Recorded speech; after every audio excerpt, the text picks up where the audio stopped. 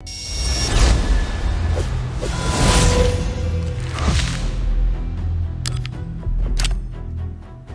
up, Raiders? Bionic here. Welcome to another Raid Shadow Legends video. We have some very interesting news this morning. I think you guys will be very happy, so we're going to cover that really quick.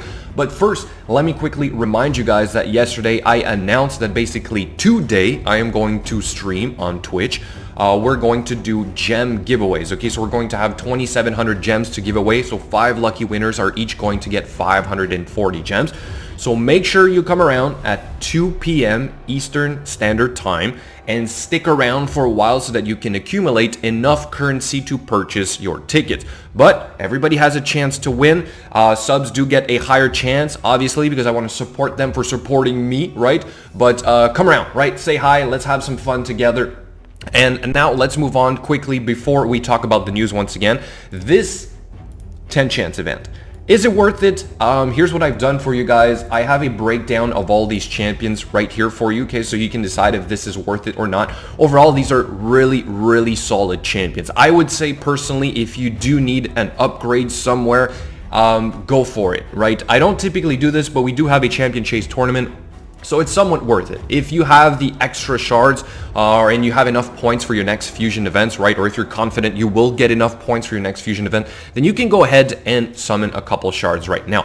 Altan, decreased attack A1 with the 60% increased defense on a 3-turn cooldown, right? So this is really good. It is really solid overall, great for the clan boss, also kind of good for the arena, right? Grizzled Jarl, kind of the same thing. We have a block debuff, 60% increased defense, and the decreased attack, but this one is on a 4-turn cooldown. It's a little harder to work with, but if you have a debuff extender, this can work very well. Ignatius, excellent nuker. Two nukes if I'm not mistaken. One is like coupled with a provoke, right, which we see right here. So a nuker with crowd control is excellent. Okay, really strong for the arena. At least that's how I see it. Then we have Umbral Enchantress. I just finished building mine. She has a nuke, or she hits relatively hard, but most people probably just build her for the provoke, the AoE provoke right off the bat on a 2-turn, 100% chance of landing. This is really strong.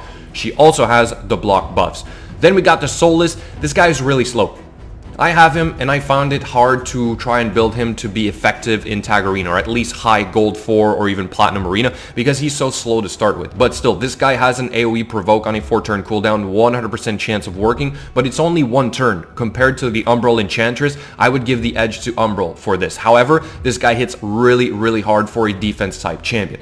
Then we've got the Lugan the Steadfast, the only HP champion in this list. What I don't like about him is the fact that although he is somewhat of a nuker, his multiplier on one of his skills, the A3 if I'm not mistaken, with the block cooldown skills, is based off of attack. So you have an HP champion, which is decent for a shield set, but you also want to stack some attack on him, and then offensive stats, it's like kind of like really hard to do. But still, overall, heal on the A1, right, with the shield on himself, and then also has the 50% ally protection and 60% increased defense on himself, making him a great healer for, let's say, clan boss in the beginning. I used him a little bit, but he's kind of like obsolete in the long run. At least that's how I look at it. Then we got Lightsworn. This was a game changer for me. Decrease attack on a 3-turn cooldown, but if you have a debuff extender like Bulwark, this is your guy. Also has a 60% increased defense with the revive on death. It's a 4-turn cooldown. It's a little bit harder to work in the clan boss. You got to go to a 4-to-3 ratio, but still works kind of nice. And then also has the triple hit A1. Okay, so really strong champion overall. Again, defense, and then Void. Of course, we love those Void champions.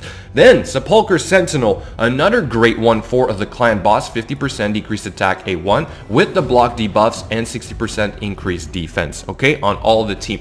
Really strong. Again, really good champion for the clan boss. Also see her quite a bit in the arena. Okay, guys? So overall, these are some really solid champions. Again, if you can afford to spend a couple of your shards right now, maybe it's a good time to do it. Okay, let's move on to the little bit of news. Actually, some big news. I'm gonna say this feels like really big news this morning. So let's go over the post from Valkyrie in case you guys did not have a chance to completely read it. So she goes on the beginning basically saying if you've missed something from the previous ones, you can catch up over here.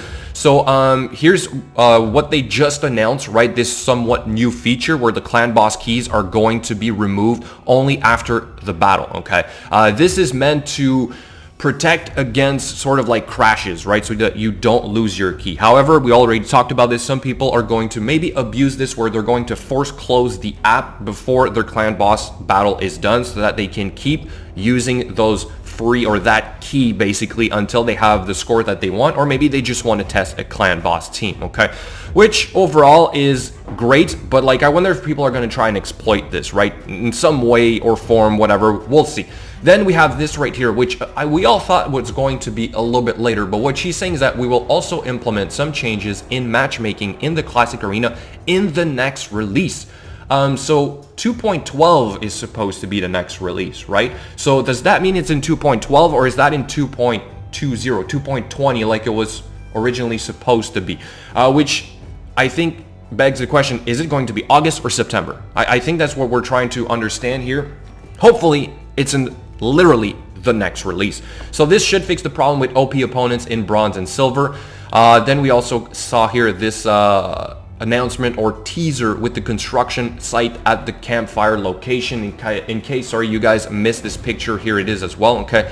So what is this going to be? We don't know yet, but they are saying it is supposed to be something useful, all right? But then here's the next big bit of news, the Bazaar.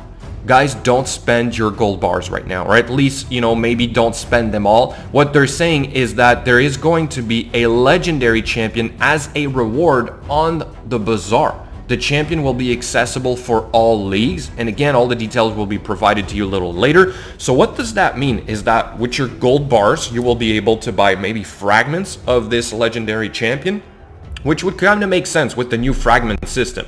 However, how many bars is this going to cost? If a legendary tome costs like 25,000 gold bars, like how many would this be? 100,000 gold bars? Like how quickly are you going to get this champion? Obviously, it's not going to be easy. Okay, what I'm trying to say is that they're not going to make this like, you know, a 1,000 gold bar purchase, right? You're going to have to work towards this. If it's anything like Arbiter or even like the 6-month reward Silo of the Drakes, I'm thinking this is going to be months and months and months of work. If you're in gold or bronze arena, it's going to be a lot more expensive. It's going to take a lot more time for you to get there. So the people in gold will obviously probably have an edge, right? That's just normal. That's how it works. But still, I'm happy to see that they're at least adding a little something extra that is accessible at all levels, okay? So let me know what you think about this, about specifically the legendary champion, but also about the fix to the arena, which is maybe coming a little bit earlier. That would be pretty awesome. Anyway,